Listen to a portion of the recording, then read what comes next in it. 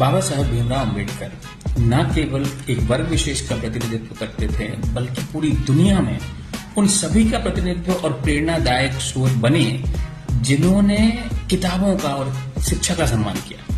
तो जो दुनिया भर में आज शिक्षा को सम्मान देने वाला समाज है या वर्ग है, वो सभी बाबा साहब का सम्मान करते हैं, उनको प्रेरणा मानते हैं। तो आज यदि हम खुद को बाबा साहब का अनुपालक मानते हैं या बनाना चाहते हैं, या इस थोड़ा बहुत भी हमें आस्था है उनके मार्ग में, उनके सूत्र में, तो उनका सबसे पहला जो सूत्र है उसको हमें अंगीकार करना पड़ेगा, शिक्षित बनो।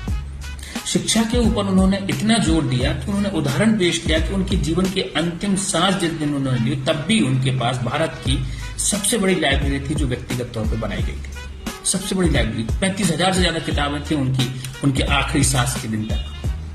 तो जब उन्होंने ये सूत्र अपने जीवन में जिया और बताया कि आपको शिक्षा का मतलब, उस समय जब वो अस्तित्व में थे तब नॉलेज गेन करने का सिर्फ एक ही सोर्स था, किताबें। उन्होंने किताबों से लगातार ज्ञान हासिल किया, अलग अलग विषयों का। तो आज हमारे पास आधुनिक प्लेटफॉर्म पे डिजिटल वर्ल्ड है, आप कई तरह के सोर्स से जानकारी इकट्ठी कर सकते हैं, सीख सकते हैं।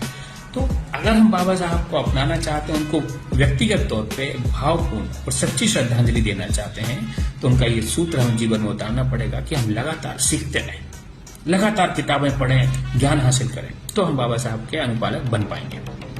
तो आज उनके इस स्मृति दिवस पर एक दूसरे से ये अपेक्षा करते हैं, सहयोग करते हैं कि आप लोग किताबें पढ़ें, ज्ञान हासिल करें और लगातार अपने आप को परिष्कृत करते रहें, रिफाइन करते रहें, ताकि आप बाबा साहब के दिए सूत्र का सम्मान कर सकें और निभा सकें। पढ़ते रहें, पढ़ाते रहें, सीखते रहें, सिखाते रहें और बाबा साहब के पद चिन्हों पर चलते रहें। जय भीम।